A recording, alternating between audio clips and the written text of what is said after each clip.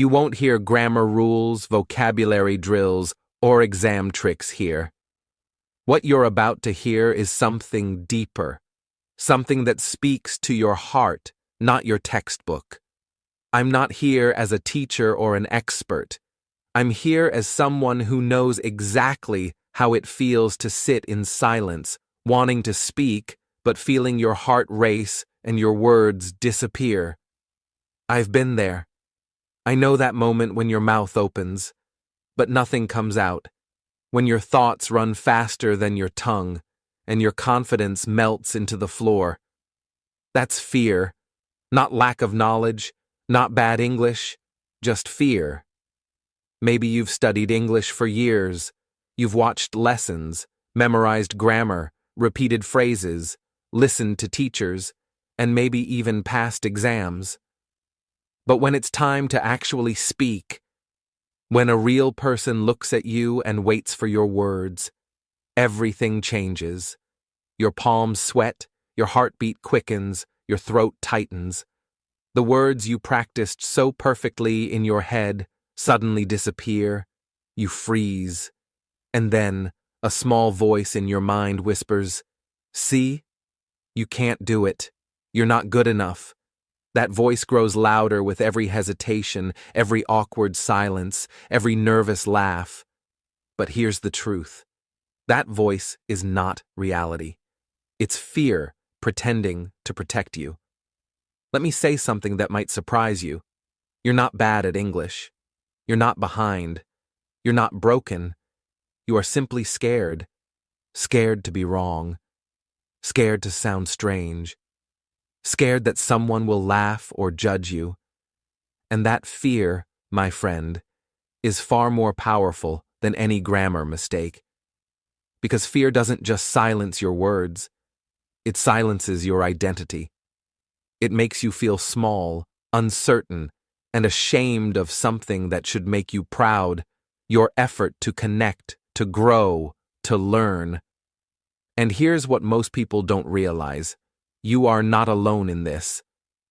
Millions of English learners around the world wake up every day with the same fear.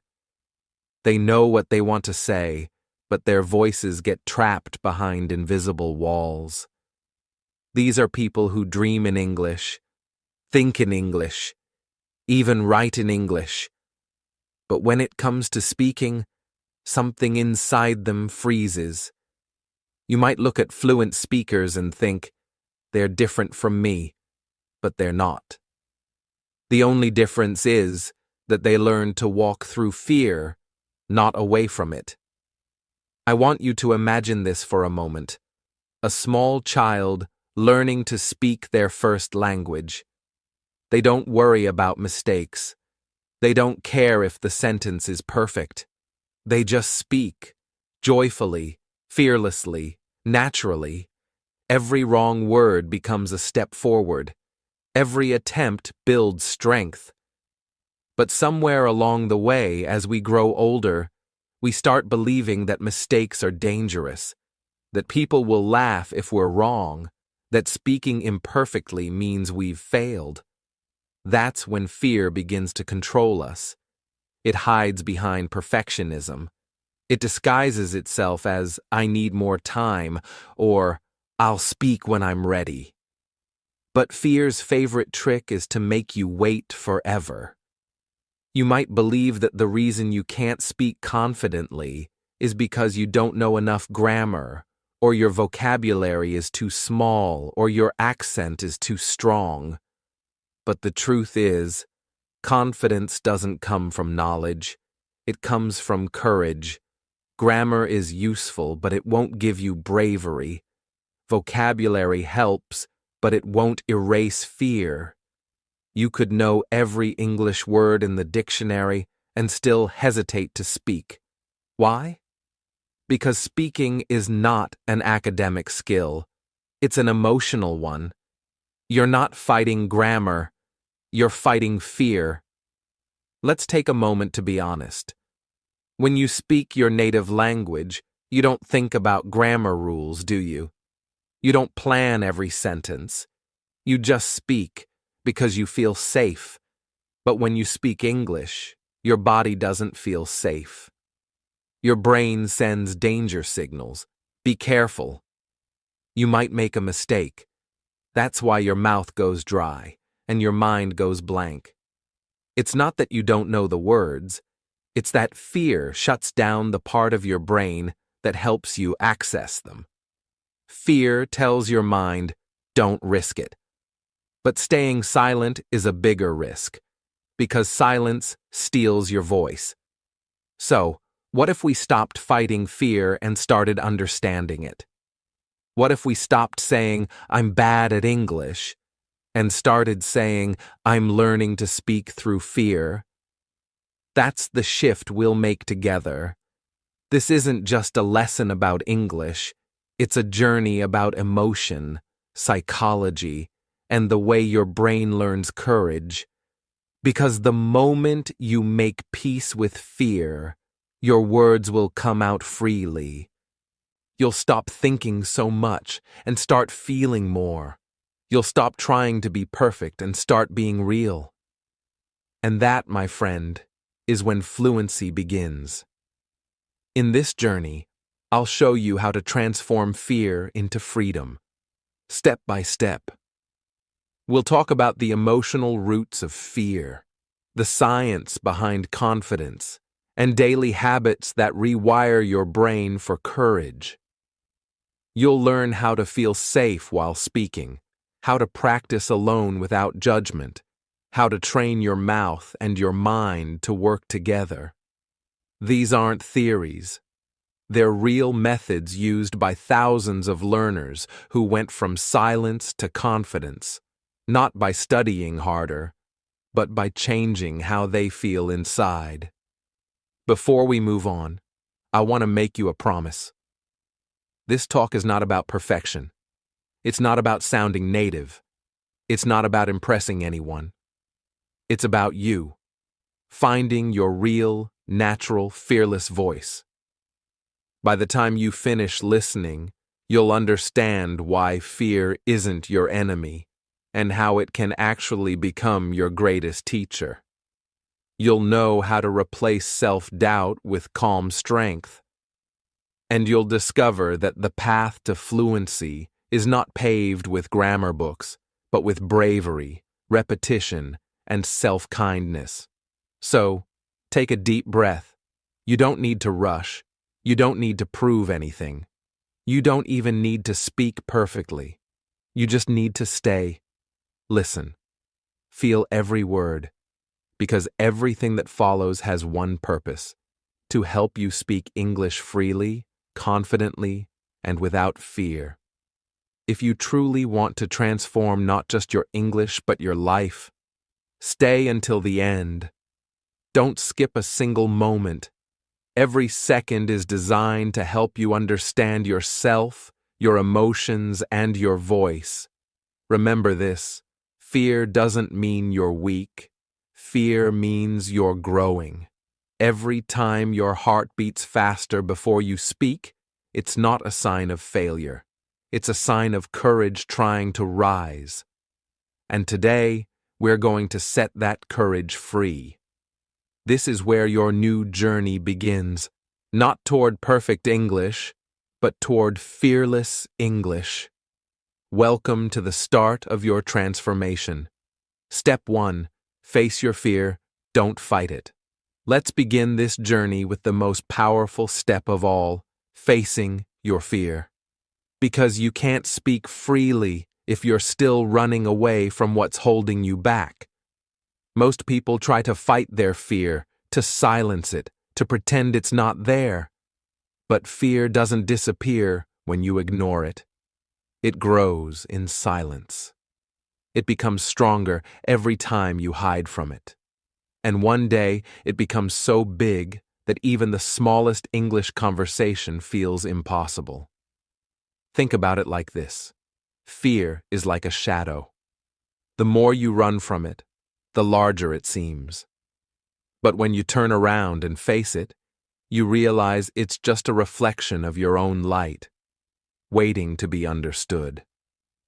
Let me tell you a small story. A few years ago, I met a young woman named Aya. She had studied English for almost 8 years. She could write essays, pass exams, and even understand English movies without subtitles. But every time someone spoke to her in English, she froze. Her heart would pound, her palms would sweat, and her mind would go completely blank. She used to tell me, "I don't know why this happens. I know the words. I know what to say, but my body doesn't listen." One day I asked her to stop studying for a week. No grammar, no vocabulary, just talk to herself for 5 minutes a day. But there was one rule. She had to start every session by saying her fear out loud. She stood in front of the mirror and said, "I'm afraid people will laugh at me. I'm scared my English sounds stupid. I feel embarrassed when I can't find the right word." She didn't try to be brave. She didn't hide her fear. She named it. The first time, she cried. The second time, her voice shook. But the third time, something changed. She started to smile. She said, "It's strange. The more I say it, the less power it has." That's when I told her the truth. You cannot fix what you refuse to face. And that's exactly what this step is about. Facing fear, not fighting it. Because fear isn't your enemy. It's a signal. It's your body's way of saying, "I don't feel safe yet." You don't need to destroy it. You just need to listen to it and then show it that you are safe. Maybe your fear sounds like this. I'm scared they'll judge my accent. I'm afraid people will think I'm stupid. I'm embarrassed when I can't find the right words. I'm nervous because I don't sound like a native speaker. Now listen closely. None of those are facts. They're feelings. They're stories your mind created to protect you from embarrassment or pain. Maybe someone laughed when you tried to speak English before. Maybe a teacher corrected you harshly. Maybe a friend teased your pronunciation. That memory stayed in your nervous system. Now, every time you try to speak, your brain remembers that pain and says, "Don't do it again. It's not safe." But here's the truth. You're not that scared child anymore. You're stronger now. You're learning again, this time with awareness, not shame. You can face the fear, look it in the eye, and say, "I see you, but I'm not afraid of you anymore." Let's do this together. Find a mirror. Yes, right now if you can. Look into your own eyes. Don't look away. Just breathe. Notice how you feel. Your heart might beat faster. That's okay. Fear lives in the body, but so does courage. They are two sides of the same energy. Now speak your fear out loud. Say it clearly. I'm afraid I'll make a mistake. I'm scared they'll laugh at me. I feel nervous when I speak. Say it again, louder this time. Feel the weight of those words leave your chest. Because fear grows in silence, but it dies in light. Now take a deep breath and say the next part, your truth. I'm learning. I'm growing. I'm brave. I don't need to be perfect. I just need to be present. Feel the difference? That's not just positive thinking. That's emotional rewiring. When you say your fear out loud, your brain begins to understand that you are no longer hiding. And the moment you stop hiding, fear starts losing control. Think of it like talking to a small child who's scared of the dark. You don't yell at the child. You don't say, "Stop being afraid." You turn on the light, hold their hand, and say, "See? There's nothing here to hurt you." That's what you must do with your fear. Bring it into the light. Speak to it with kindness. Show it that speaking English is not dangerous anymore. There's another story I'll never forget. A man named Raphael moved to another country for work. He avoided speaking English for months, afraid that his co-workers would laugh at his accent. One day, his boss asked him to give a short update in a meeting. Raphael's hands shook so badly that he dropped his notes. Everyone looked at him. His fear exploded, but he didn't run. He took a deep breath, smiled, and said, "Sorry, my English is nervous today." The room laughed, not at him, but with him. The tension broke. He finished his update perfectly. That day, he told me, the moment I admitted my fear, it disappeared. That's the secret. Courage doesn't mean the absence of fear. It means speaking even when fear is present. Because every time you face it, you teach your brain a new truth. I spoke, and nothing bad happened. That's how confidence grows, not through grammar drills, but through small acts of emotional bravery. I want you to try something powerful this week. Every morning, look in the mirror and say these words slowly. Today, I choose to speak, even if I'm afraid. Today, I choose to learn, not hide. Today, I choose courage over perfection. Say it again until you feel it, not just in your mouth, but in your heart. Because every time you speak those words, you're building a bridge between fear and freedom. You're teaching your nervous system that it's safe to express yourself. You're showing your inner self that mistakes don't mean danger, they mean growth. Let me be very clear, you will still feel fear sometimes. Even fluent speakers do. But the difference is, they know what to do with it. They don't hide it. They name it. They breathe through it. And they move forward anyway. That's what facing fear truly means, walking with it, not away from it. Remember this. You cannot fix what you refuse to face. If you hide from fear, it controls you. If you face it, it frees you. So today, start small. Say your fear out loud. Don't edit it. Don't cover it up. Just be honest.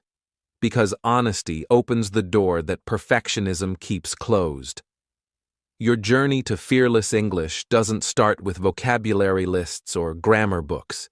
It starts right here, with a single brave moment of truth. When you can look in the mirror, speak your fear, and still say, "I'm learning, I'm growing, I'm brave." That is the moment your transformation begins. Step 2. Build inner confidence through self-talk. Now that you've faced your fear, it's time to rebuild something stronger in its place. Inner confidence. And the most powerful way to do that is through something that might sound a little strange at first: talking to yourself. When you hear the phrase, "talk to yourself," you might picture someone mumbling alone or daydreaming out loud.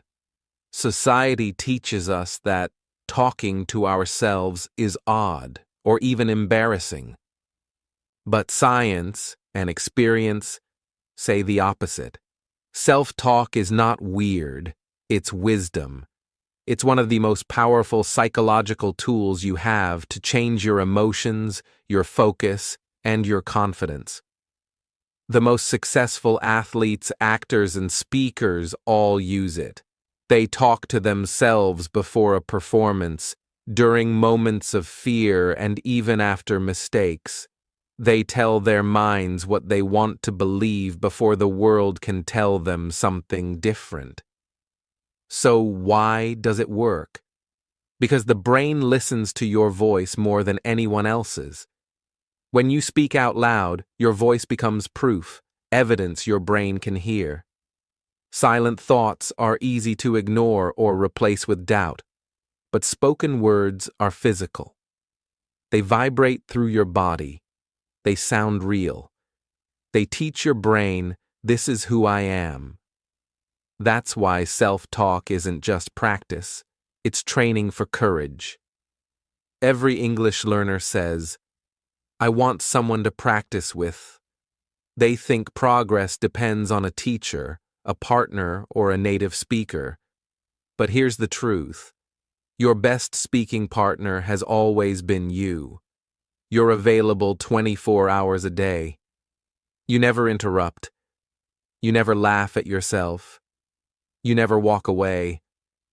And most importantly, you're completely safe. Before you can speak English confidently with other people, you must feel safe hearing your own voice. So let's make self-talk simple. Start with your everyday life. Don't plan a big speech. Describe what's happening around you. This connects English to your reality, not your imagination. Try this tomorrow morning. When you wake up, say, "Good morning. I'm feeling a little sleepy, but I'm ready for today." While brushing your teeth, say, "I'm brushing my teeth. My day is beginning." While making coffee, say, "I'm making coffee. It smells good."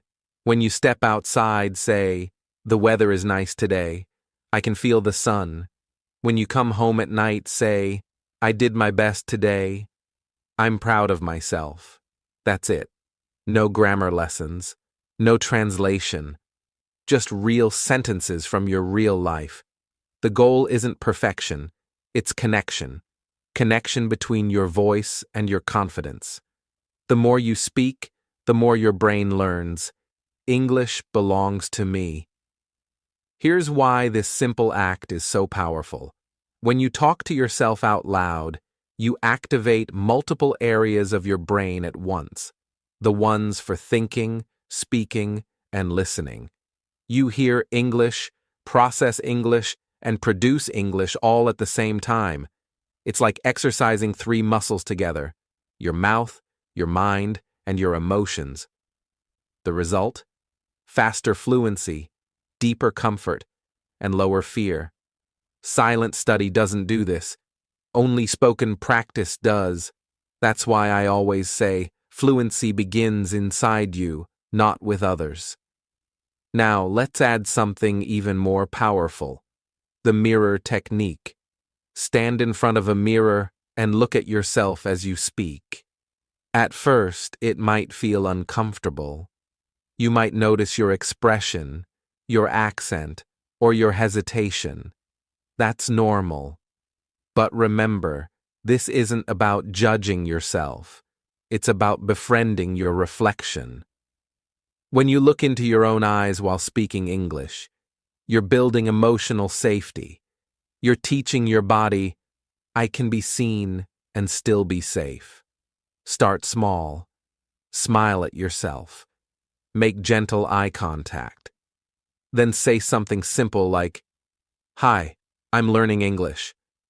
Pause, breathe, and notice how it feels. You might feel shy at first, but the more you do it, the more natural it becomes.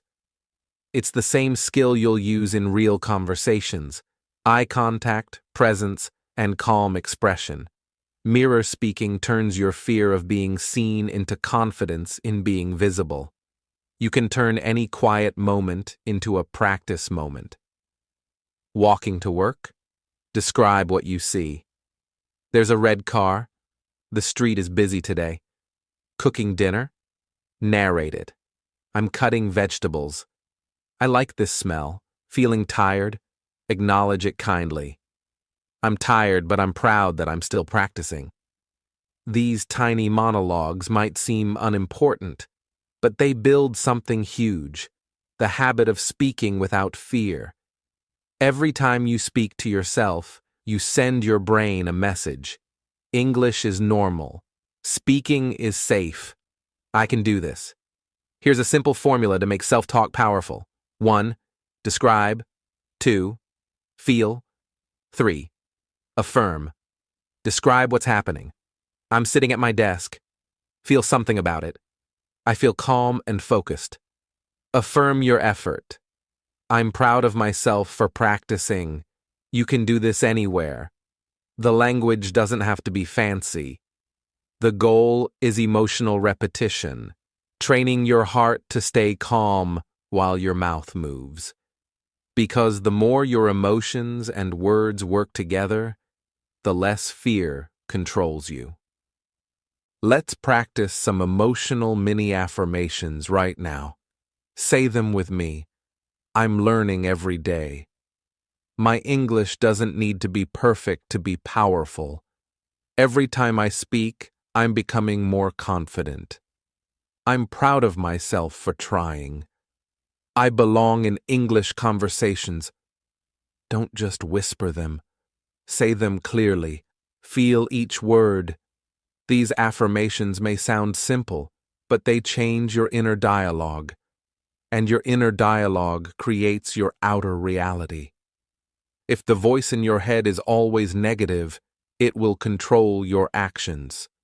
But if the voice in your head becomes kind, supportive, and patient, your confidence will naturally rise. One learner once told me, "I feel silly talking to myself." I smiled and asked, "Do you feel silly when you think in English?" She said, "No." I replied, "Then you're already talking to yourself. You're just doing it silently." The only difference is that when you speak out loud, you train your mouth too. Silent thinking builds ideas. Out loud speaking builds fluency. The secret is consistency, not duration. 2 minutes of self-talk every day is more powerful than an hour once a week. Over time, your inner voice will change from "I can't speak English" to "I love speaking English." That transformation doesn't happen overnight, but it does happen, because your brain always believes the voice it hears most often. Make sure that voice is yours, and make sure it's kind. Fluency is not a race, it's a relationship between you and your voice. The more time you spend together, the more trust you build. And once you trust yourself, you won't fear other people's opinions. You'll stop thinking, "What if they laugh?" and start thinking, "It's okay. I can speak." So today, I want you to begin a simple ritual. Every morning or every night, stand in front of your mirror and speak to yourself for 2 minutes in English. Talk about your day, your goals, or your feelings.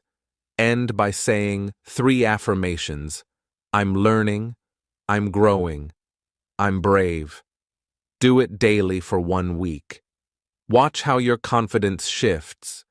You'll begin to notice something powerful.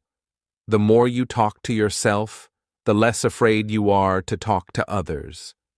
Because if you can be kind to your own voice, you'll never again be afraid of anyone else's. Remember, the journey to fluency doesn't start when you find the perfect speaking partner. It starts when you decide to be your own. You don't need permission to practice. You don't need to wait until you're ready. You only need to speak gently, honestly, and consistently. Your confidence begins the moment you start treating your own voice as a friend. Fluency begins inside you, not with others. Step 3. Create a safe zone for practice. Every English learner dreams of speaking confidently in front of others, in classrooms, meetings, interviews, or even casual conversations. But the truth is, confidence doesn't begin on a stage or in a group. It begins in a small, private, safe place, a space where you can make mistakes freely, where no one judges you, where you can experiment with your voice, your rhythm, your courage. That place is what I call your safe zone. It's a sacred space between you and your practice. Inside your safe zone, you're not performing for anyone. You're simply expressing yourself without fear of judgment. And that, my friend, is where real fluency starts to grow. You see, fear and safety cannot exist in the same room. When you feel judged, your body reacts as if it's in danger. This isn't just emotion, it's biology. Inside your brain, there's a small almond-shaped part called the amygdala. Its job is to keep you safe. Whenever you feel threatened, even socially, not physically, it sends a warning. Danger. Stop talking. That's why, even when you know the words, your mouth suddenly refuses to cooperate. Your voice shakes. Your mind goes blank. You might think you forgot English, but really, your body just went into self-defense mode. Speaking English in front of others feels risky because your brain hasn't yet learned that it's safe. And that's exactly what the safe zone is for, to retrain your brain to feel calm, comfortable, and secure while speaking. Before you can speak confidently in public, you must teach your brain that English isn't dangerous. You do this by building emotional safety through gentle, consistent, private practice. When your mind begins to associate speaking English with feelings of calm instead of fear, you start to reprogram your emotional response. You create a new pattern. When I speak English, I feel safe. And when you feel safe, fluency flows naturally. This is why your safe zone is not optional. It's essential. It's your emotional gym, your private training ground, your practice space where mistakes are not punished, but celebrated. So, how do you build your safe zone? You start by removing pressure. In this space, there are no rules, no grades, no teachers, and no deadlines. There is only you, your voice, your thoughts, your curiosity. You can practice anywhere. Your room, your kitchen, your car, your garden, or even your shower. The place doesn't matter. What matters is the feeling. Safety.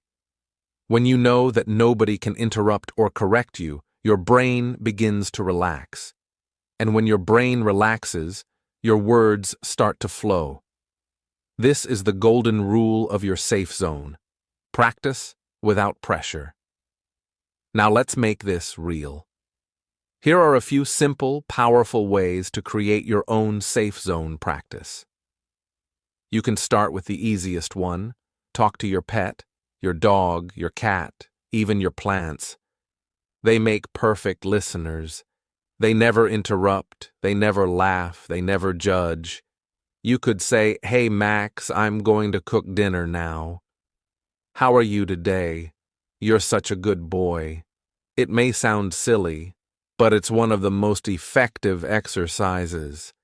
Because when you speak to something that cannot judge you, you allow your natural rhythm and emotion to emerge. You train your mouth, your tone, and your confidence in a pressure-free environment. If you don't have a pet, your next best friend is your voice recorder. Set a timer for 1 minute. Choose a simple topic like what I did today or my weekend plans. Press record and just talk. Don't worry about sounding perfect. Don't stop when you make a mistake. Keep going. When you finish, listen to your recording, not to criticize, but to celebrate. You'll notice 2 things. 1, your voice sounds better than you thought. And 2, you're already improving. Every time you record yourself, you build a stronger connection with your own voice. Over days and weeks, your confidence begins to expand from private to public, because you've proven to yourself that speaking is safe. Another beautiful safe zone activity is reading out loud. Pick something simple, a paragraph from a book, a quote from a blog, even a social media post. Read it slowly, clearly, with feeling. Reading aloud trains pronunciation, rhythm, and comfort. It's like giving your voice a gentle workout. You can do this every morning for just 5 minutes. Over time, your mouth becomes familiar with English sounds. Your breathing becomes steady, and your voice starts to sound natural, not forced. You stop hearing yourself as a learner and start hearing yourself as a communicator. You can write freely, think in English, correct yourself, or even role-play conversations. You can take what you'd say out loud and type it here first, then try speaking it after. It's like a warm-up for your real voice. The more you practice in a safe space, the less fear controls you in real life. If you have a child, a younger sibling, or even a friend who's just starting to learn English, try teaching them. It doesn't matter if you're not a native speaker. When you explain simple sentences like, "This is an apple," "The sky is blue," or "I love chocolate," you're actually reinforcing your own confidence. Teaching is the highest form of learning, and it makes you feel capable. You stop worrying about sounding perfect and start focusing on connection. And that feeling, connection, is what fluency is really made of. As you practice in your safe zone, remember a few important truths. You are not performing. You don't need to impress anyone. You don't need to rush. You don't even need perfect grammar. What you need is consistency, honesty, and self-compassion. The safe zone is not about speaking correctly. It's about feeling comfortable speaking at all. Every minute you spend practicing without fear is a minute spent reprogramming your mind to stay calm when you speak in public. If your fear of speaking is like a heavy weight, the safe zone is your gym, and each small practice is one gentle lift that builds emotional muscle. At first, you might still feel nervous when speaking outside, but over time, the calm you feel in private will follow you into the world. You'll walk into conversations and realize, this doesn't feel scary anymore. That's not luck, that's training. Never underestimate the power of your private moments. Many learners think growth happens only in classrooms or conversations with others, but the truth is, your biggest transformation happens when no one is watching. When you stand alone in your room, talking to your pet, reading to your mirror, or recording your voice, that's where your courage grows roots. That's where your voice learns to breathe freely. Because confidence isn't built in noise, it's built in silence. So, promise yourself this. From today, you will practice without pressure. You'll speak not to prove, but to express. You'll give yourself permission to make mistakes and keep going. Because every small, fearless moment in your safe zone prepares you for bigger, braver moments in the real world. Confidence grows in privacy before it shines in public. Step 4. The shadow practice. Train like a performer.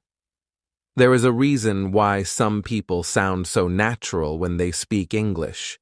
Their words flow easily, their rhythm feels smooth, and their confidence seems effortless. You listen to them and think, wow, how do they speak like that? The answer isn't magic. It's training. Specifically, a technique called shadowing, one of the most powerful ways to transform your speaking fluency from hesitant to natural. Shadowing is simple. Listen, repeat, loop. That's it. You listen to a sentence spoken by a fluent or native speaker, then immediately repeat it out loud, trying to match the sound, rhythm, and emotion as closely as possible. You do this again and again, like a shadow following the original speaker's voice. It's not about memorizing, it's about mimicking. It's not about perfection, it's about practice. And if you do it consistently, just 5 minutes a day, it will change your relationship with English completely. You see, language doesn't only live in your brain, it lives in your body, in your mouth, your tongue, your breath, your rhythm. When you only study grammar or vocabulary, you train your brain. But when you shadow, you train your body to feel English. You're not just learning words, you're learning movement, melody, and flow. This is how children learn to speak their first language, by listening, repeating, and copying sounds over and over until they become natural. Shadowing recreates that same process for you as an adult learner. Let's break it down. Imagine you play a short English clip, maybe from a podcast, a movie, or a motivational video. You listen carefully to one sentence. For example, "I'm proud of myself for learning English every day." You pause for a moment, then repeat it immediately. "I'm proud of myself for learning English every day." Try to match the rhythm. Notice how your mouth moves. Feel the emotion behind the sentence. Then play it again. Listen, repeat, loop, 5 times. Each repetition makes it smoother, easier, more automatic. By the 5th time, you're no longer thinking about grammar or pronunciation. You're just speaking. That's the magic of the shadow practice. It bypasses your thinking mind and trains your speaking reflex. In the beginning, it might feel awkward, maybe even frustrating. You might stumble on words or fall behind the audio. That's okay. You're not failing. You're rewiring your brain. You're building new neural pathways between listening and speaking, turning English from an academic subject into a living skill. Science proves this works. When you shadow, you engage 3 systems at once: your auditory system, listening, your motor system, speaking, and your emotional system, feeling. These 3 systems send signals to the brain saying, "This is normal, this is familiar." The more often you repeat, the faster your brain creates automatic fluency. This is the same process musicians use when they practice songs or actors when they rehearse their lines.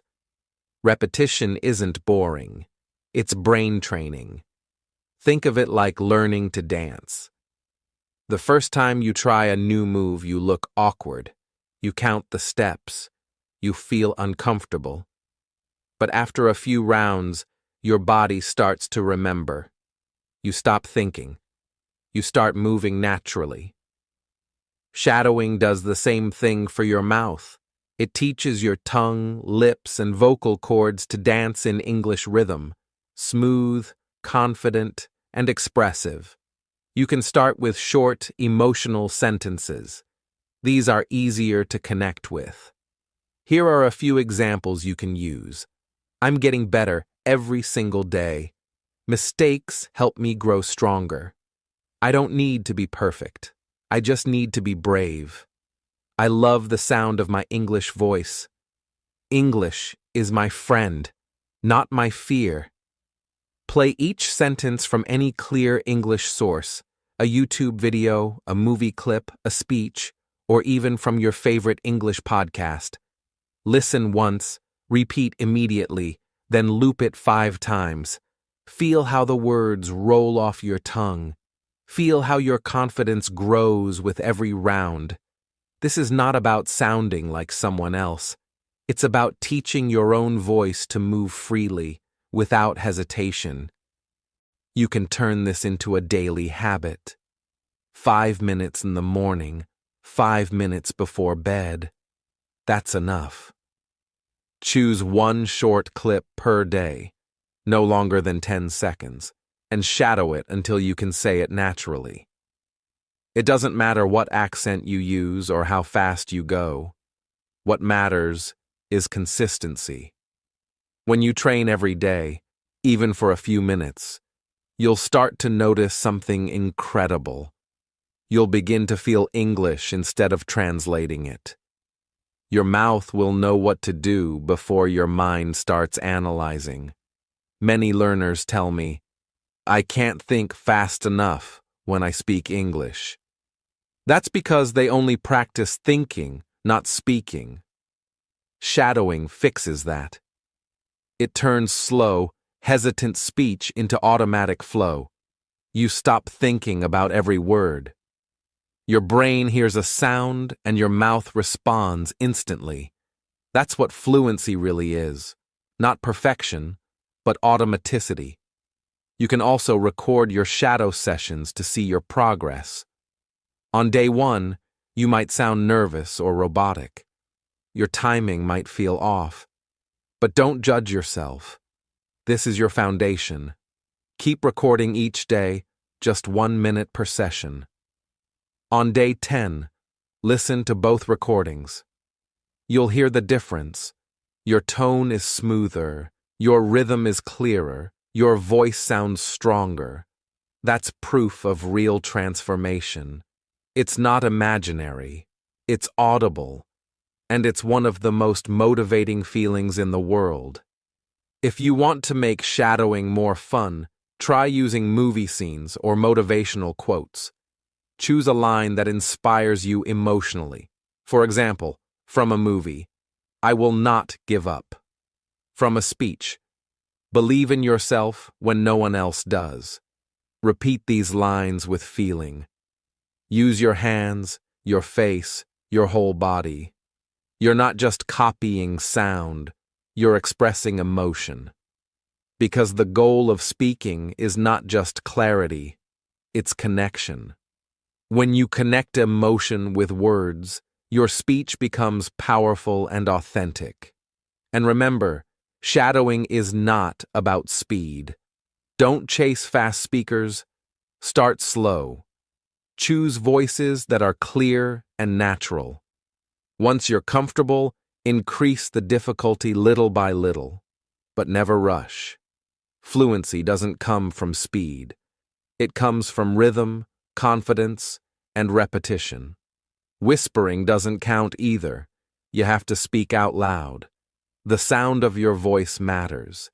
You have to hear yourself becoming fluent. Think of shadowing as a daily conversation between your old self and your new self. The old self is afraid of speaking, stuck in hesitation. The new self listens, repeats, and learns to flow. Every loop is a step closer to that new identity, the confident speaker you're becoming. So, here's your small daily goal. 5 minutes of shadowing every day for the next 10 days. Record your progress. Be patient. Be consistent. You'll notice that each day your voice feels more alive, your fear feels smaller, and your confidence feels real. Because fluency isn't built in a single breakthrough. It's built in quiet repetition, in small victories, in the courage to keep practicing even when no one is watching. Remember this: every great performer trains behind the curtain long before the applause begins. The stage is only the reflection of private effort. Your English journey is the same. You're not just learning to speak. You're learning to perform your truth. You're learning to express, to connect, to inspire. So tomorrow, when you wake up, don't just study English. Shadow it. Feel it. Speak it. Let your voice follow the rhythm of the world around you. Because each time you shadow, you're not just copying sound, you're creating confidence. And if you keep looping those sounds, one day you'll realize something amazing. You're no longer the shadow. You're the speaker. You're the voice others will follow. Day 1, you feel nervous. Day 10, you feel confident. That's the power of the shadow practice. Step 5, live the language, don't memorize it.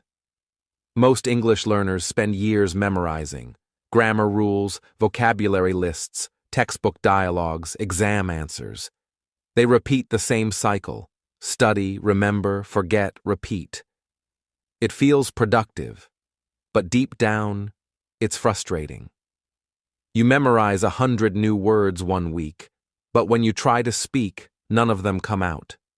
You study for hours, but when someone asks you a simple question, your mind goes blank. You think, I knew this yesterday. Why can't I say it now? The reason is simple. Memorizing is not living.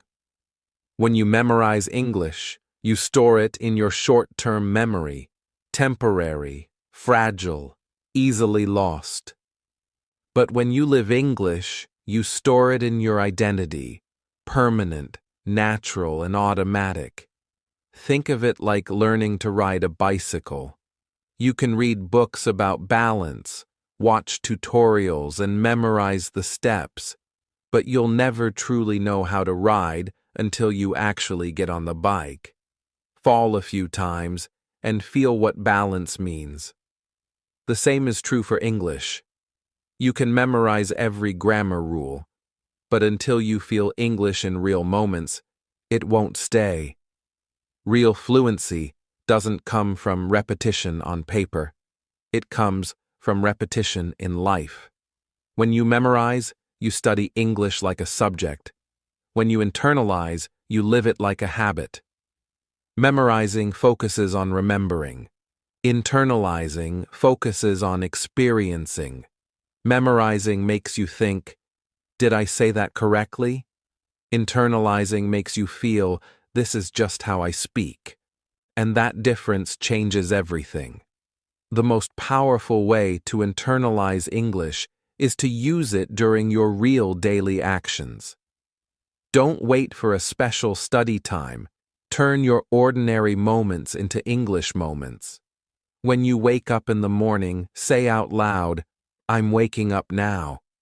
When you brush your teeth, say, I'm brushing my teeth. When you pour your coffee, say, I'm making coffee. These may sound simple, but that's exactly why they work, because they connect language to reality. You're teaching your brain that English belongs in your everyday life, not just in a classroom. Let's try it together. Imagine you're standing in front of your bathroom mirror. The water is running, the toothpaste is on the brush, and you say softly, I'm brushing my teeth. You hear the sound of your voice, you feel your hand moving, you smell the mint. Every sense is involved. This is what psychologists call multisensory learning. Your brain links language with action, sound, touch, and emotion, and that combination is what makes memory last forever. Here's another example. When you're cooking, say, I'm cutting vegetables, I'm boiling water, I'm hungry. When you're walking outside, say, I'm walking slowly, the weather feels nice, I like this breeze. When you go to bed, whisper, I'm going to sleep now. Today was a good day. These phrases may be short, but they are alive. They are real. They belong to your story. You can build what I call micro-routines. One simple phrase for each daily action. Every time you do that action, say the same phrase. After a few days, your mouth will say it automatically. You won't need to translate or think. It will just happen, like breathing. For example, when you drink water, I'm drinking water. When you open your phone, I'm checking my messages. When you go outside, I'm leaving home. When you come back, I'm home now. When you sit down, I'm sitting. When you eat, I'm eating now. These micro-routines might look small, but they're seeds of fluency. Every time you plant one, it grows into confidence. The secret to internalization is emotion. When you feel something, your brain remembers it longer. So don't just say the words mechanically. Feel them. When you say, I'm tired, actually notice your tiredness. When you say, I'm happy, smile. When you say, I'm proud of myself, breathe that pride in.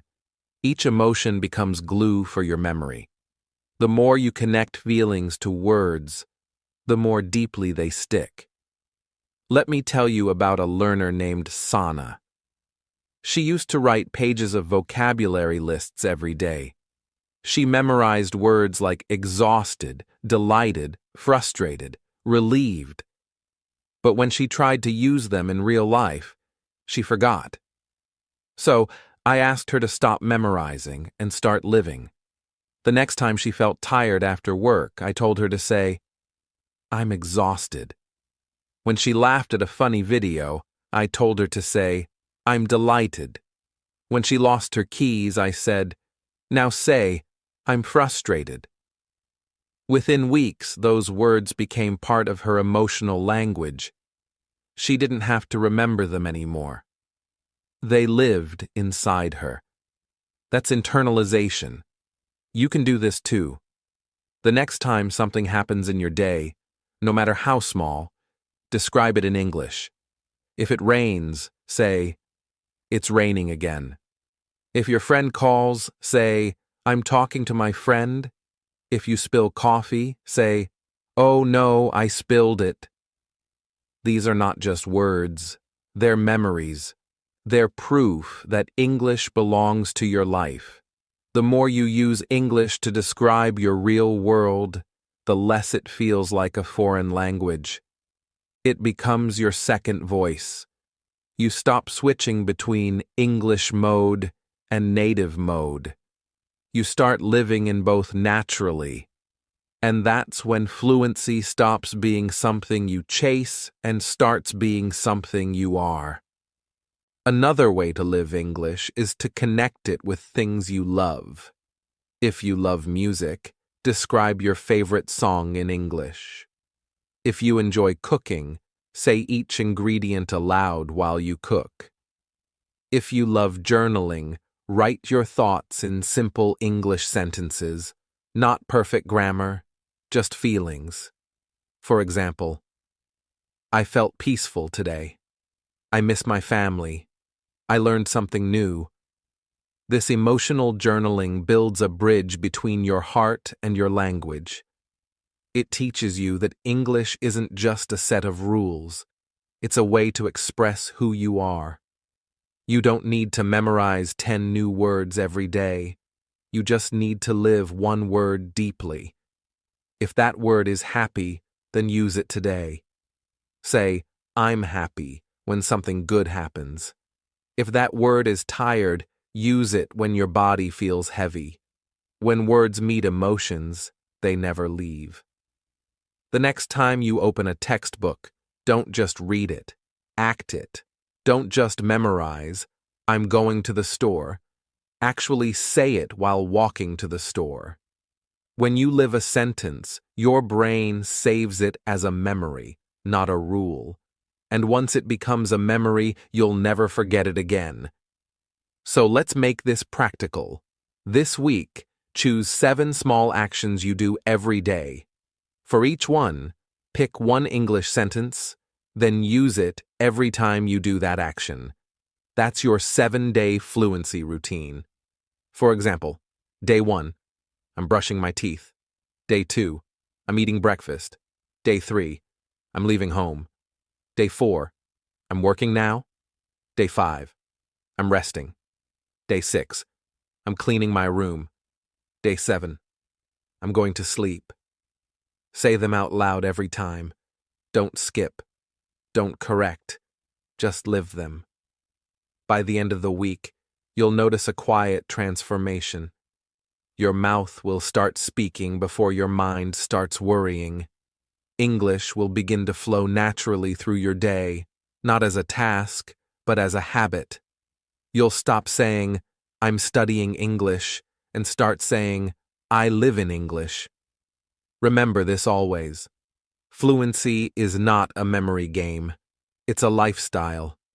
You don't build it by studying harder. You build it by living smarter. Every word you speak in real life becomes part of you. Every sentence you say with emotion becomes permanent. Every phrase you connect with action becomes automatic. Stop memorizing, start living, feel every word, speak it as you live it. Because fluency is not what you know, it's what you live. Step 6. Train your mouth, not just your mind. When most people try to improve their English, they start in the mind. They study grammar rules, memorize vocabulary lists, and repeat textbook dialogues. But when it's time to speak, they hesitate. Their thoughts are full of words, yet their mouth refuses to move. Why? Because speaking English isn't only a mental skill, it's a physical one. You don't just think English, you perform it. Your lips, tongue, breath, and voice all have to move together. That's why this step is called mouth training. It's not about learning more information. It's about training your body to express what your brain already knows. Think of it like singing. You can't learn to sing just by reading music notes. You have to open your mouth, breathe from your chest, and feel the vibration of sound. Or think of it like dancing. You can't learn to dance by watching videos. Your body must move, repeat, and remember the rhythm. Or like playing a guitar, reading about chords won't help until your fingers touch the strings. Speaking English is exactly the same. You can't just understand it in your head. You have to feel it in your mouth. Many learners say, "I understand English perfectly, but I can't speak it." That's because their mouth hasn't practiced enough. The brain knows the words, but the mouth doesn't remember the movement. Speaking fluently means your muscles, not just your memory, know what to do. Every sound in English has its own rhythm, shape, and emotion. When your mouth learns those patterns, English starts to flow naturally. So how do you train your mouth? Start small. Choose a few short, emotional sentences that you can say every day. For example, "I'm learning English every day. I'm proud of myself. I'm feeling strong today. I'm doing my best." These are not random phrases. They're simple, powerful, and emotional. The perfect combination for training both your voice and your confidence. Say each sentence slowly. Move your mouth fully. Feel every syllable. Imagine the words coming alive as you speak them. When you first start, exaggerate the sounds a little. Open your mouth wider. Stretch the vowels. Feel your lips and tongue move. You're not just practicing pronunciation, you're teaching your muscles to speak English easily. This is what I call mouth memory. The more you say something out loud, the easier it becomes to say it again later. Just like a dancer who repeats the same steps until the movement feels natural, your mouth needs repetition to learn flow and rhythm. Let's try it right now. Take the sentence, "I'm learning English every day." First, say it slowly. I am learning English every day. Focus on how your lips and tongue move. Then say it normally. "I'm learning English every day." Finally, say it fast, with energy and emotion. "I'm learning English every day." That's called the slow, normal, fast method. It's one of the best exercises for building fluency rhythm. It teaches your mouth to adapt to different speeds, just like warming up your voice before singing. You can do this with any phrase you like. For example, slow, "I am proud of myself." Normal, "I'm proud of myself." Fast and emotional, "I'm proud of myself." When you say it fast, smile. Use your hands. Move your body. Add life to the words. Because fluency isn't just about accuracy, it's about energy. Your body language and voice tone create emotional connection. And when you express emotion, your fear disappears. Here's another exercise. Pick 5 sentences that you love. Write them down on paper. Say each one 5 times. First slow, then normal, then fast. That's your daily mouth training routine. It takes less than 5 minutes, but it will change how you sound. After a week, your voice will feel stronger. After a month, you'll notice that words come out more easily. That's not luck. That's training. When you do these exercises, don't whisper. Speak clearly, out loud. Whispering keeps your muscles lazy. You need to feel the air move, the vibration in your throat. That's what builds strength and clarity. Also, don't worry about being perfect. This isn't a pronunciation exam. This is performance practice. Even singers make mistakes during rehearsal. That's how they improve. Your goal is not to sound like a native speaker. Your goal is to sound like yourself, but confident. Let's make it more fun. Do your mouth training in front of a mirror. Watch how your face moves. Smile when you speak. Lift your chin. Make eye contact with yourself. This might feel strange at first, but it builds a powerful connection between your voice and your presence. You'll learn to express emotion, confidence, and rhythm, all essential parts of real communication. Every time you see your reflection speaking English, your brain begins to believe, yes, this is me. I can do this. The beauty of mouth training is that it's practical. You can do it anywhere, while walking, cooking, driving, or cleaning. No books, no lessons, no pressure. Just your voice, your breath, and your commitment. When you practice consistently, even short sentences become part of your natural speech. I'm ready. I can do this. I'm improving.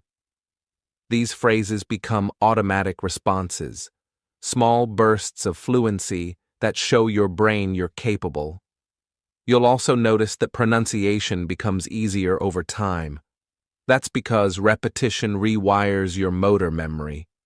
Your tongue begins to remember how to move between sounds. Your jaw learns how to shape vowels. Your voice learns how to rise and fall naturally. This is why children sound fluent so fast. They don't study pronunciation. They repeat it hundreds of times until it feels right. You can do the same. If you want to take it further, combine emotion with repetition. When you say, I'm proud of myself, don't just say it, feel proud. When you say, I'm learning English every day, smile. When you say, I can do this, say it like you mean it. Your emotion sends a powerful message to your brain. This matters. And the brain always remembers what feels important. Over time, mouth training changes your relationship with English. You'll stop hesitating. You'll stop second-guessing yourself. You'll stop worrying about how you sound. Instead, you'll speak naturally, with rhythm and confidence. You'll notice that even difficult words start flowing easily because your mouth is used to moving in English patterns. That's when you realize fluency isn't only about knowledge, it's about coordination, energy, and repetition. Here's a simple plan you can start today. Choose 5 short emotional sentences. Say each one 5 times using the slow, normal, fast method.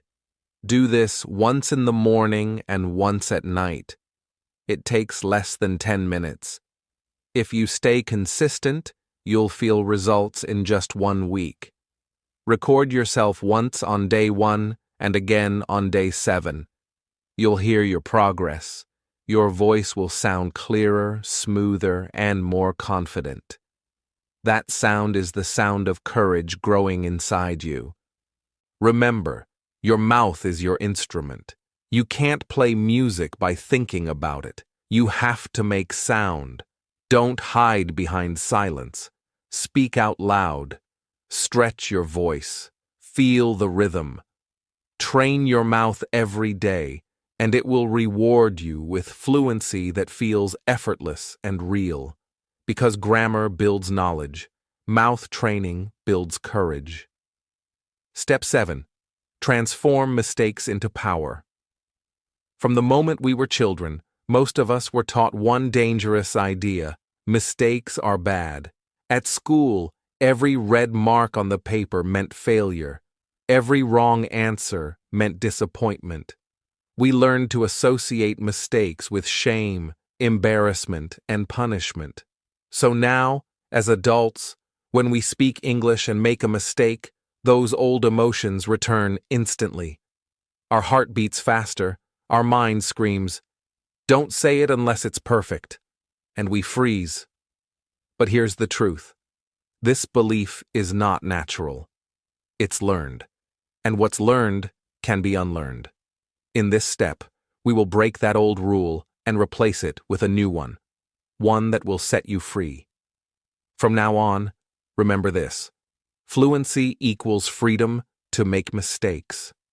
The more you speak, the more you'll make mistakes. And the more mistakes you make, the faster you'll grow.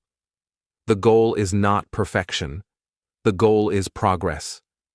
Because every fluent person you've ever admired, every teacher, speaker, YouTuber, or native English friend has made thousands of mistakes. The only difference between them and those who stay silent is this: they didn't stop when they were wrong. They learned, they laughed, and they kept going. Let's look at the world honestly. Native speakers, yes, even them, make mistakes every single day. They say things like "he don't" instead of "he doesn't." They forget words mid-sentence.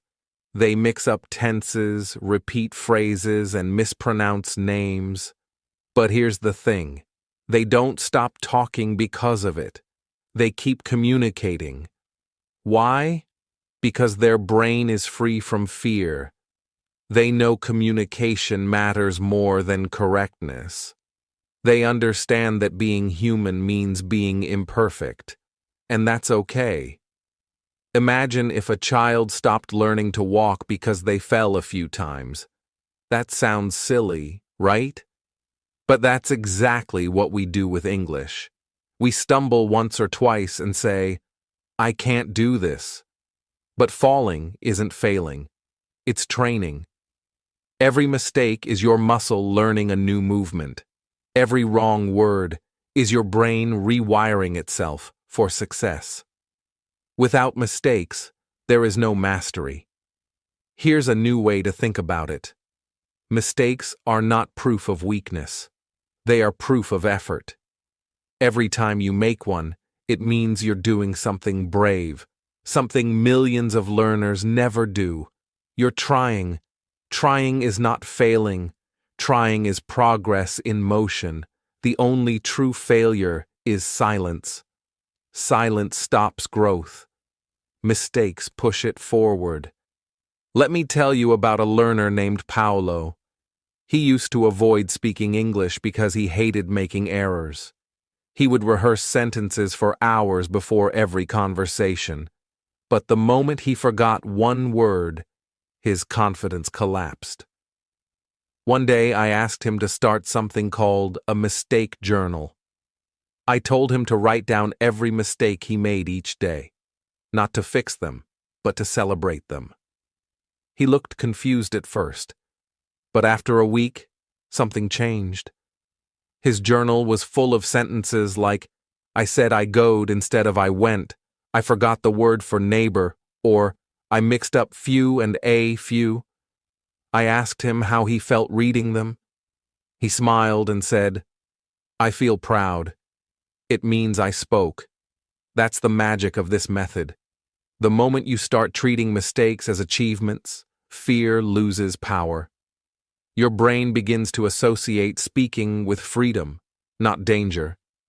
You start thinking, "I made a mistake today. That means I practiced."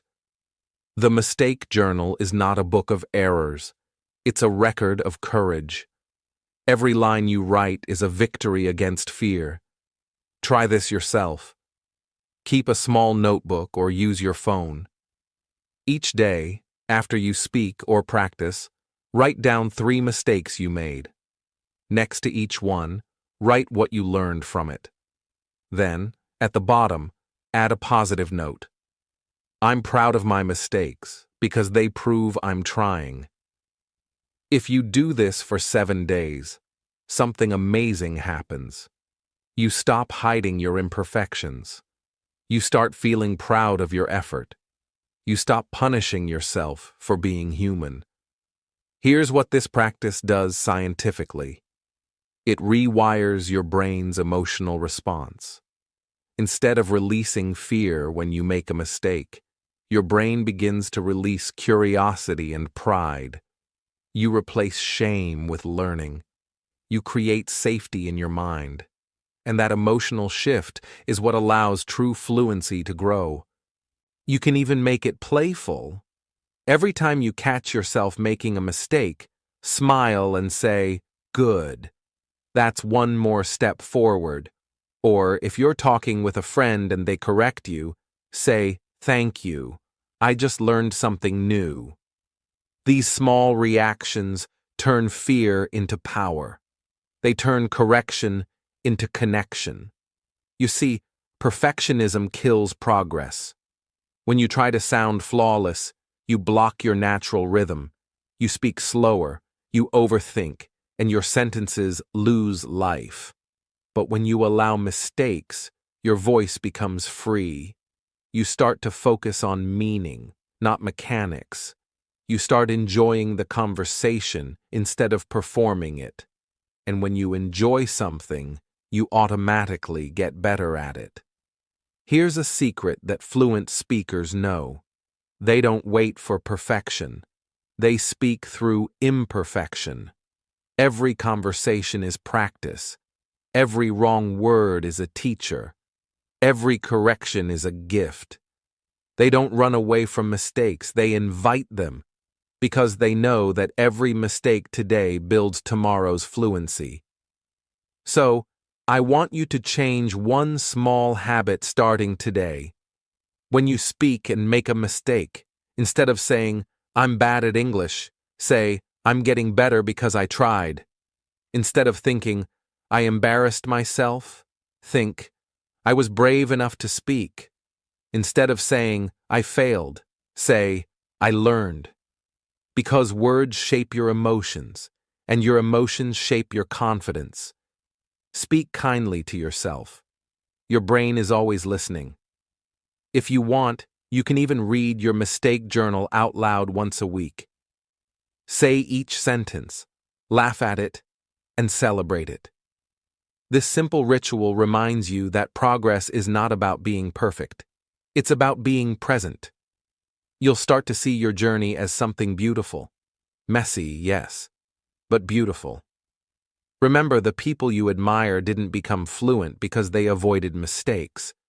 They became fluent because they made more of them than anyone else. The difference between a confident speaker and a fearful learner is not skill. It's mindset. One sees mistakes as failure, the other sees them as freedom. Choose freedom. You have permission to make every mistake you need to make. You have permission to sound imperfect. You have permission to stumble, forget, laugh, and start again. Because that's what growth looks like. That's what learning feels like. Every time you make a mistake, you are not stepping backward. You're stepping forward. You're proving that you care enough to try. And that is something to be proud of. So from today, let this be your new mantra. I'm proud of my mistakes. They prove I'm trying. Say it until you believe it. Say it until the fear fades. Because when you stop hiding from mistakes, you stop hiding from yourself. Perfection blocks progress. Mistakes open the door. Step 8. Eye contact and emotional safety. There's a moment every English learner knows too well. You finally gather the courage to speak. You open your mouth, and then someone looks directly into your eyes. Suddenly, everything disappears. The words vanish, your mind goes blank, and your confidence crumbles. You look away, you forget your sentence, and a heavy silence takes over. It feels like your whole body shuts down just because someone was looking at you. Why does that happen? Why does a simple gaze feel so powerful, so intimidating? It's because eye contact is not just about looking, it's about being seen. And being seen can feel scary. When someone looks into your eyes, it feels like they can see your thoughts, your insecurities, your imperfections. It feels as if their gaze could expose everything you're trying to hide. Your accent, your mistakes, your nervousness. But here's the truth. They're not judging you. They're just connecting with you. The fear you feel is not about the other person. It's about an old emotional wound, the fear of being judged, corrected, or rejected. When you were younger, maybe you were teased for mispronouncing a word. Maybe someone laughed when you spoke English in class. Maybe you felt invisible in a conversation, ignored because you weren't fluent enough. Those small experiences created a belief deep inside you that being looked at while speaking means danger. That belief still lives in your nervous system. So, when someone makes eye contact, your brain interprets it as a threat. It activates your amygdala, the same part of your brain that reacts when you're in real physical danger.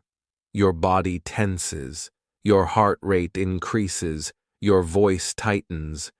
You don't forget English.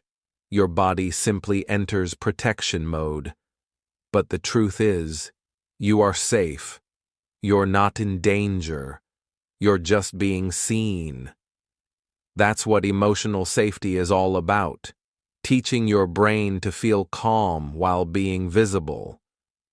When you feel safe, your mind opens, your breath deepens, and your words flow naturally. When you feel unsafe, your brain shuts down to protect you. So, before we talk about improving communication, we must first rebuild emotional safety in the simplest but most powerful place: your eyes. Let's start with mirror practice. This might sound familiar because you've already used the mirror for self-talk, but now we'll use it for emotional safety. Stand in front of the mirror and look directly into your eyes.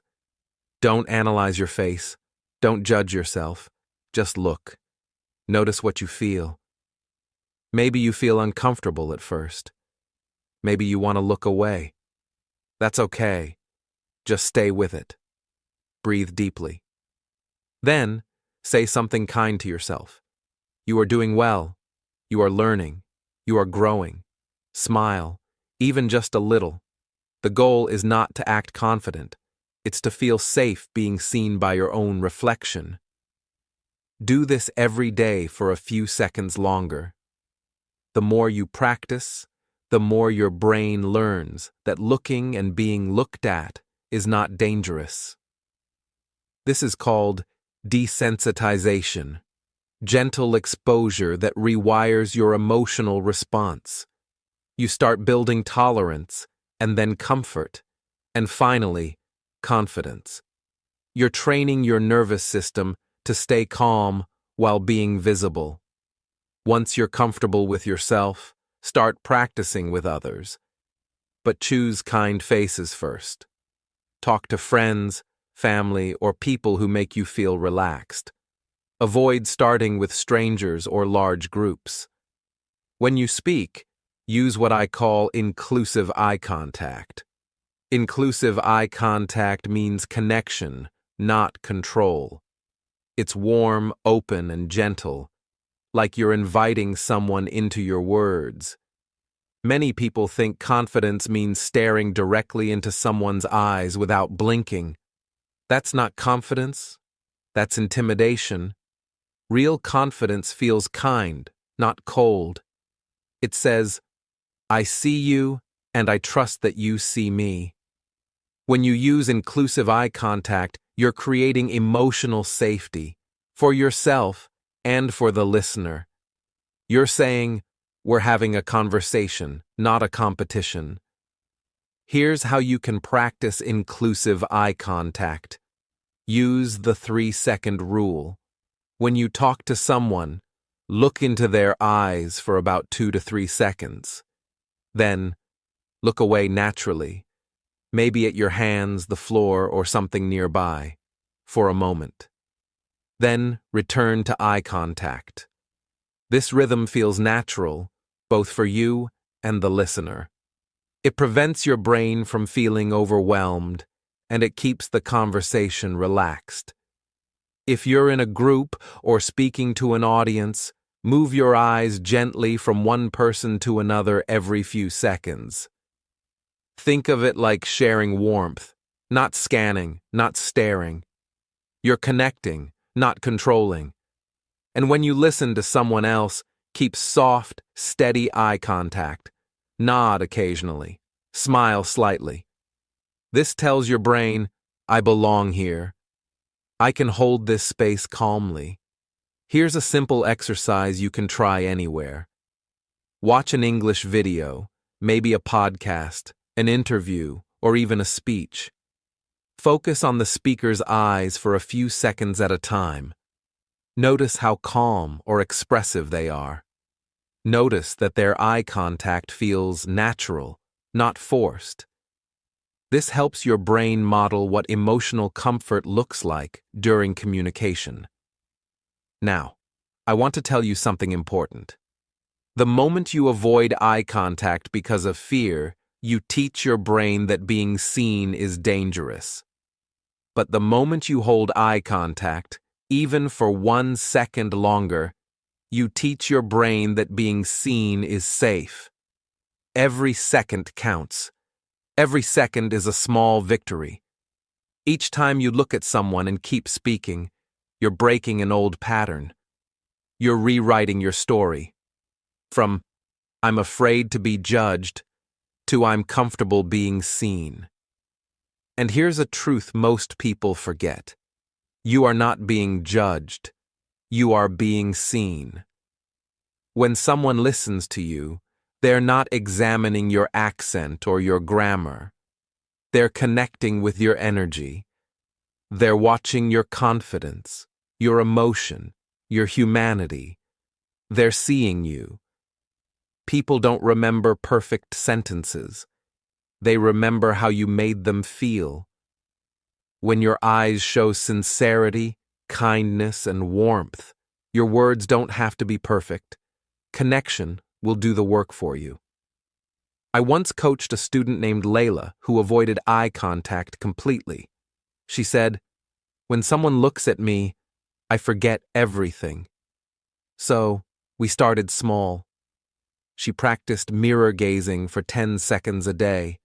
Then, she practiced the 3-second rule with her brother. Slowly, she extended it to conversations with friends. After a few weeks, she said something beautiful.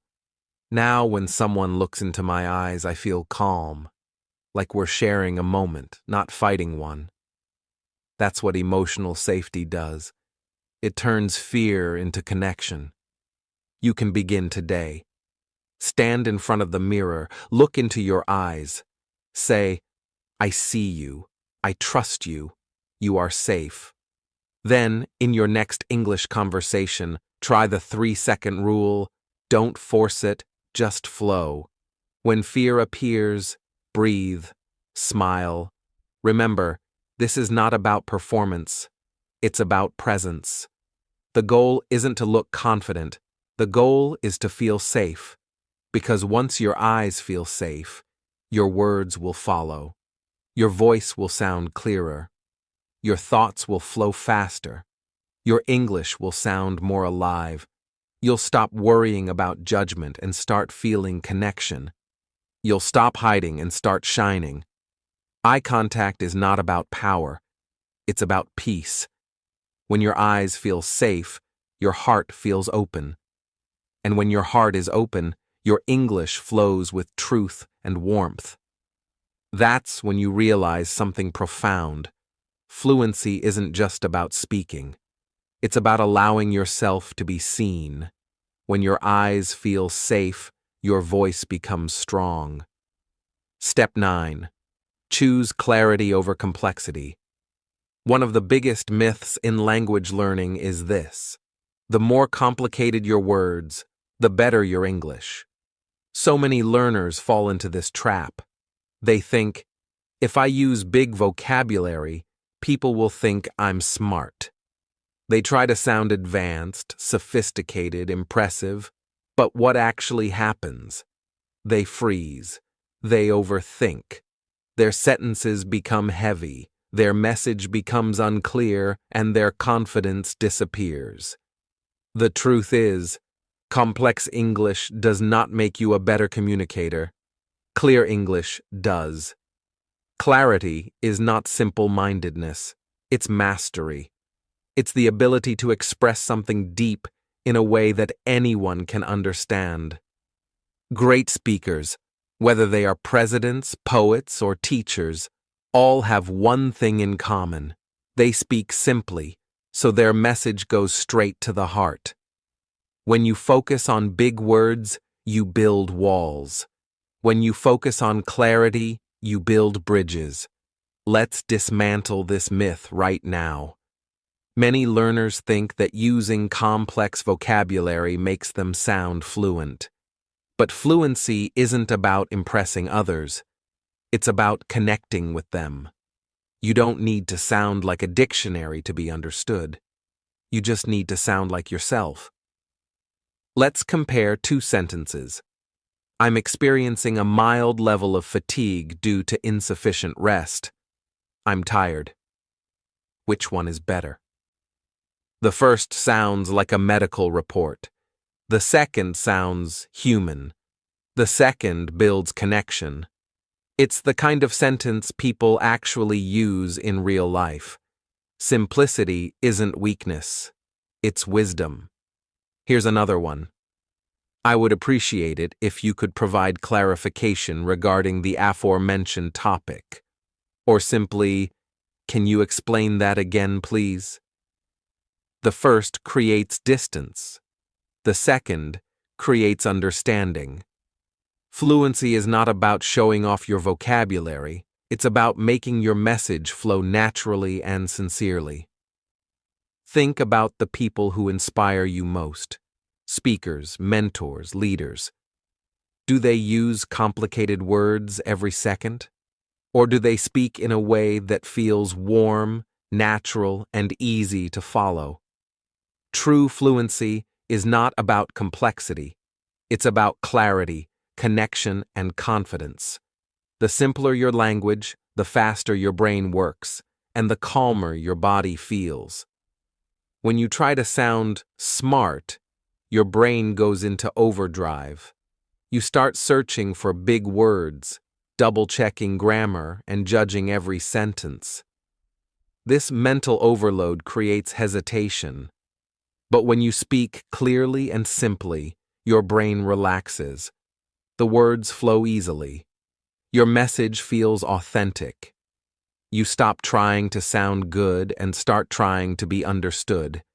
And that's when fluency happens. Many English learners say, I don't want to sound like a beginner. But here's the truth. You can sound natural without sounding basic. Simple English, spoken clearly and confidently, is powerful. It shows control. It shows self-awareness.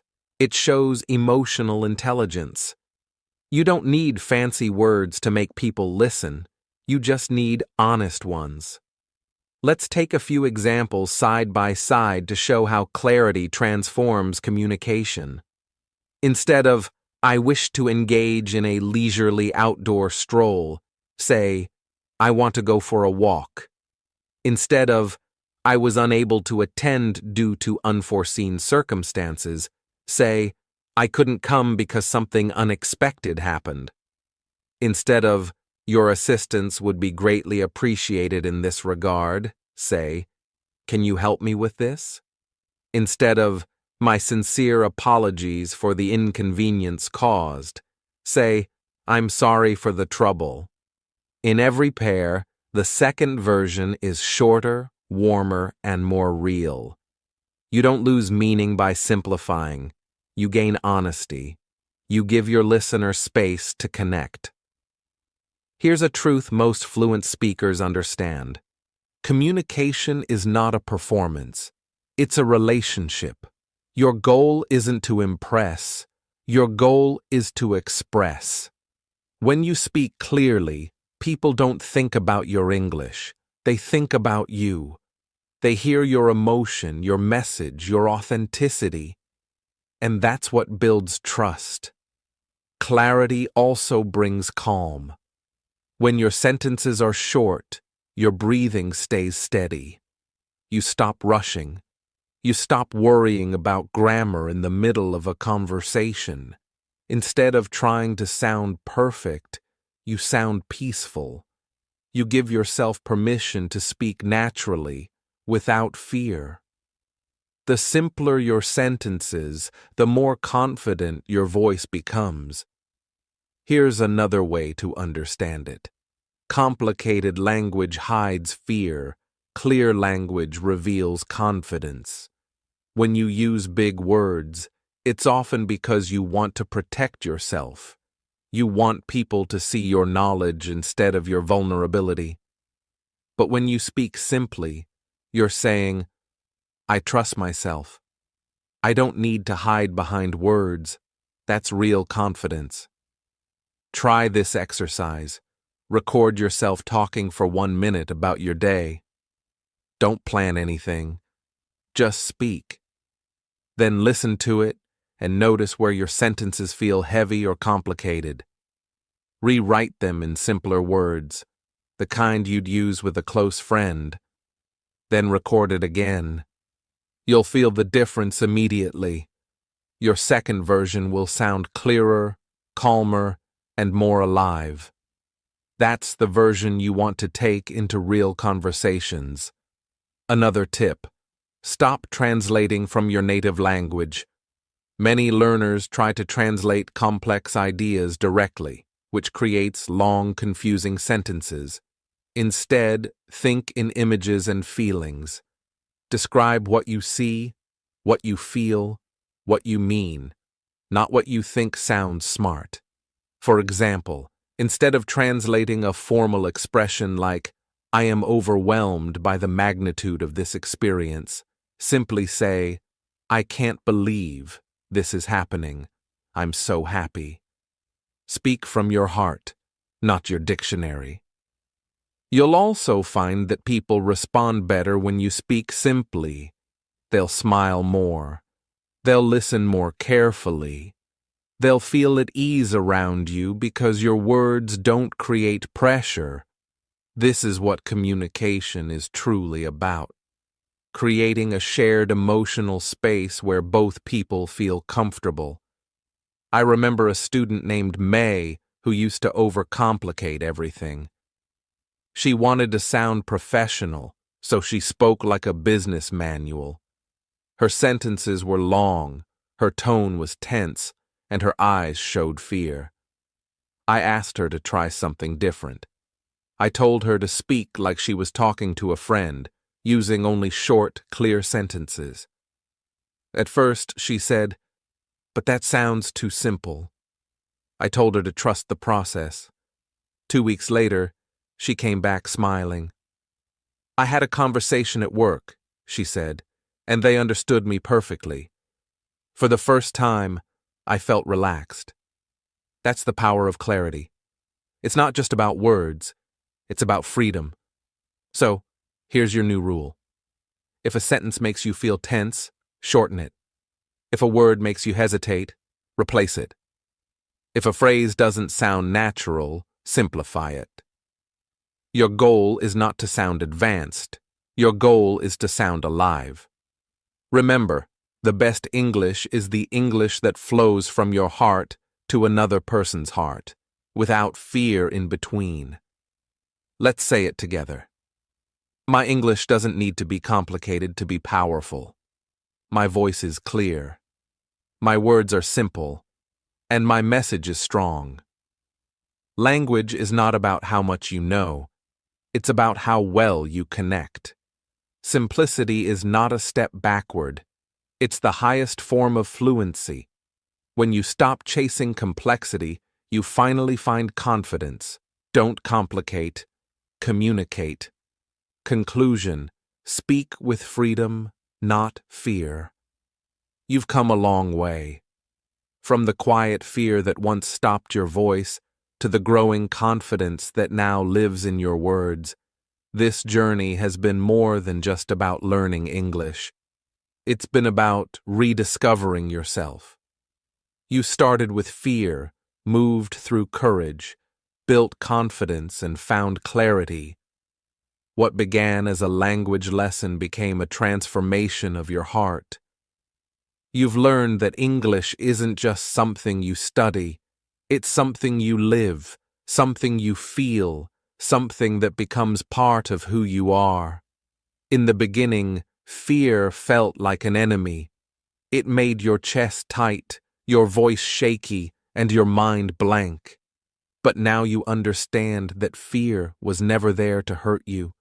It was just a signal, your brain trying to protect you from the unknown. When you faced it, it lost its power. When you named it, it softened. When you spoke through it, it transformed into courage. That's the first great victory of your journey. You stopped running from fear and started walking beside it. Then came courage, not loud, not dramatic, but quiet and steady. You learned that courage doesn't mean speaking without fear. It means speaking despite fear. It's waking up and saying, "Today, I'll try again." It's choosing to say one more sentence, to record one more voice note, to talk to one more person, even when your heart races. Courage became your daily practice, and through that practice, your confidence was born. Confidence didn't come from grammar rules or vocabulary lists. It came from connection, from talking to yourself, to your mirror, to your pet, to your safe zone. You discovered that confidence is not about sounding perfect, but about feeling safe in your own voice. You built your fluency through repetition, through mouth training, through small daily actions that rewired your brain. You learned to celebrate mistakes, to see them not as proof of weakness but as proof of progress. You realized that every wrong word was still a word spoken, and that alone made you stronger. And then, clarity, the final stage of this journey. You stopped chasing big words and started choosing honest ones. You learned that fluency isn't about sounding impressive. It's about being understood. You began to speak with simplicity, warmth, and presence. You stopped performing English and started living it. You stopped trying to sound like someone else and started sounding like yourself. That's the true goal of fluency. Not imitation, but expression. Not perfection, but connection. So now, as we reach the end of this path, I want you to see yourself differently. You are not just an English student. You are a communicator. You are a connector. You are a storyteller. You are not learning to speak. You are already speaking. Every time you open your mouth, every time you think in English, every time you push through that small hesitation, you are proving something powerful. You are a speaker, not tomorrow, not when you're fluent. Right now. Say that to yourself. I am not a student. I am a speaker. You've earned that truth. But this journey doesn't end here. It continues with you. Because confidence is not a one-time achievement. It's a daily habit. Every day, speak something, even if you're afraid. especially if you're afraid. Fear will visit sometimes, but now you know what to do. You've learned to face it, name it, and move through it. You've learned that you don't need the perfect moment, or perfect grammar, or perfect courage. You just need to begin. Maybe tomorrow you'll talk to yourself while making breakfast. Maybe you'll record a short message in English. Maybe you'll chat with a friend, or read a paragraph aloud. Maybe you'll make 5 mistakes, or 50. But every time you speak, you grow. Every word is one step closer to freedom. Every sound is proof that your voice matters. So, don't wait for confidence to arrive before you speak. Speak, and confidence will come. Don't wait for fear to disappear before you begin. Begin, and fear will disappear. Fluency doesn't happen in a single breakthrough. It grows quietly, in daily choices, in small steps, in moments of honesty. It grows every time you speak, when silence feels easier. There will still be days when you feel stuck. Days when you forget words, when you stumble, when you feel like you've gone backward. On those days, remember this: progress is not a straight line. It's a rhythm. Forward, pause, repeat. Every bad day is still part of your growth. Every hesitation still teaches your brain that you're trying. And trying is how you win. One day, you'll realize that you no longer think about English while you speak. You'll just talk. You'll laugh, share, and connect naturally. You'll forget to be afraid. That's when you'll know you've reached something greater than fluency. You've reached freedom. And that freedom doesn't just change your English, it changes your life. Because the confidence you build here spills into everything else: your career, your relationships, your dreams. When you stop being afraid to speak, you stop being afraid to be seen. You stop hiding your thoughts, your stories, your truth. You begin to take up space, proudly, freely, unapologetically. Remember this always: fluency is not just about language. It's about liberation. It's about giving yourself permission to exist fully in another voice. And once you learn to speak freely in English, you begin to live freely everywhere else. You've done something extraordinary. You've faced fear. You've practiced courage. You've built confidence. You've found clarity. And now, you have something no book or teacher can give you: self-belief. That belief will carry you forward long after this lesson ends. So, as we close this journey, I want you to hear these words, not just with your mind, but with your heart. You don't need perfect English to be powerful. You just need your voice, your courage, and your heart. Speak English with freedom. The world is waiting to hear you. Take a deep breath. Feel your chest rise.